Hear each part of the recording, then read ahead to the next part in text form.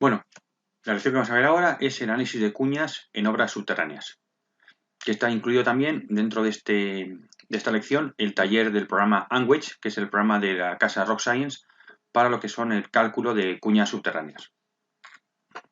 Bien, comentarles que las cuñas se producen en las obras subterráneas en aquellos macizos rocosos de calidad normalmente media buena, donde hay 3 o más familias de diaclasas. Es decir, es raro que tengamos cuñas en macizos rocosos de mala calidad.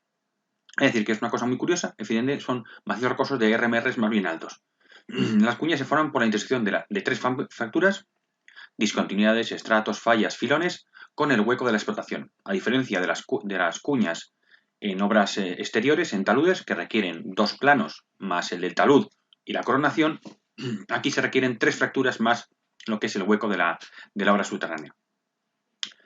Hay que decir también que los cruces de galerías y los entronques o piques o lo que son pozos de túnel o de pozos de mina son zonas muy delicadas, pues que se produce una relajación tensional del macizo rocoso y la presencia de más aperturas, con lo cual hay más posibilidad de que puedan caer cuñas.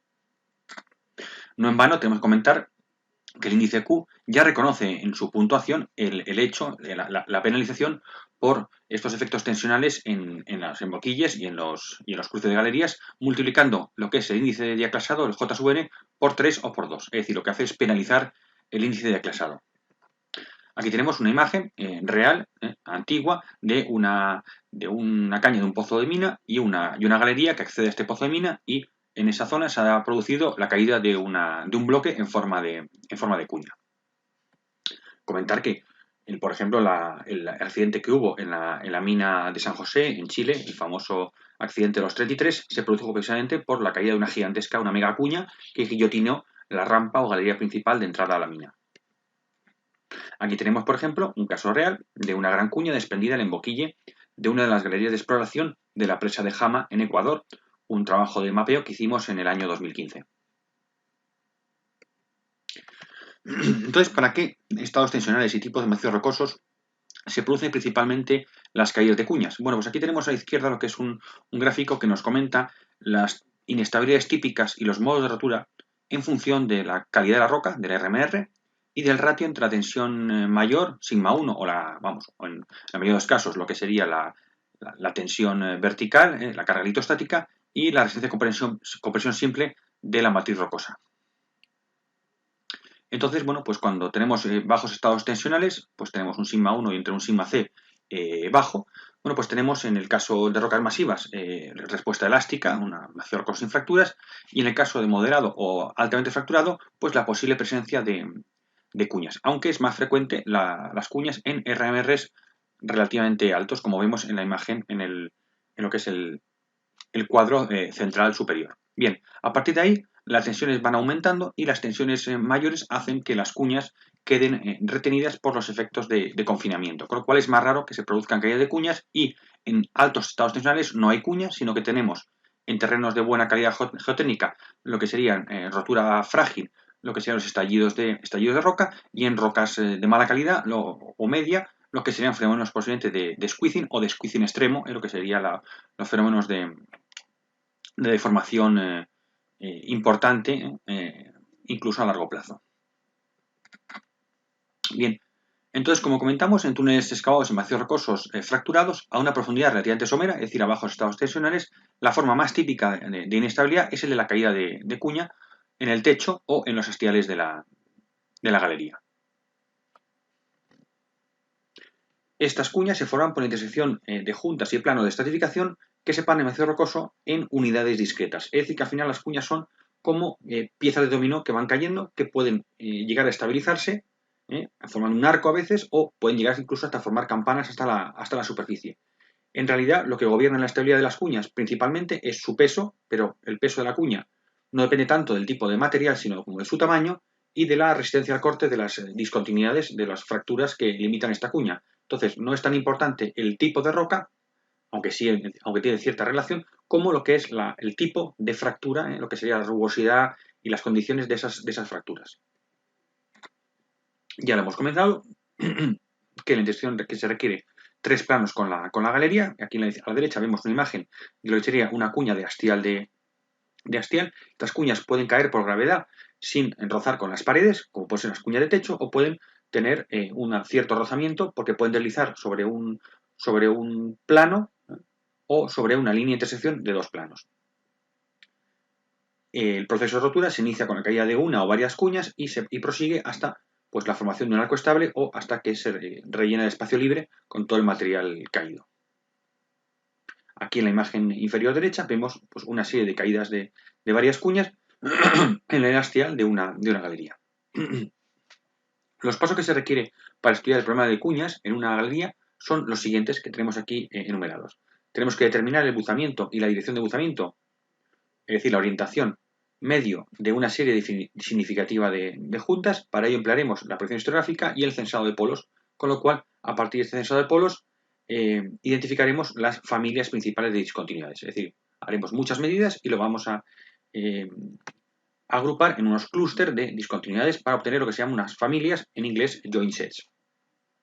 Luego es importante determinar cuál es la resistencia al corte de las discontinuidades. Habitualmente se empleaba el criterio puramente de Barton, un criterio lineal, pero hoy en día se emplea más un criterio curvo, una envolvente curva, como es el criterio de Barton-Bandis, para obtener también, podemos obtener también la C y la Phi de las juntas. Podemos obtener un criterio tipo lineal, tipo Barton de C y Phi, o un criterio tipo Barton-Bandis. Para ello tenemos el apoyo de la hoja RockData que hemos visto en otros tutoriales. A partir de ahí, tenemos que identificar las potenciales cuñas que puedan deslizar o caer desde las paredes o de la clave del túnel, de la galería. Se puede hacer manualmente mediante proyección estereográfica, que es muy tedioso, aunque en los últimos años pues, se ha generalizado el uso del apoyo de programas de software específico, como puede ser el programa Unwedge de la casa RockScience. A partir de ahí, calculamos el factor de seguridad de cada una de las cuñas según el modo de rotura que presenten. Y determinamos cuál es la fuerza de sostenimiento o de refuerzo para elevar este factor de seguridad de una cuña a un nivel aceptable. Aquí vemos una galería minera, esta es una mina de oro en el cantón de Ponce Enríquez, en Ecuador, y vemos en esa galería la caída claramente de una cuña, vemos el hastial, digamos, que está a la derecha de esta persona, que vemos aquí, este plano, vemos este otro plano, y luego habría otro plano, que es el plano, digamos, del observador, que se podría ver aquí en el fondo, de tal que se forma una cuña, que es la que ha caído, y es bastante larga esta cuña.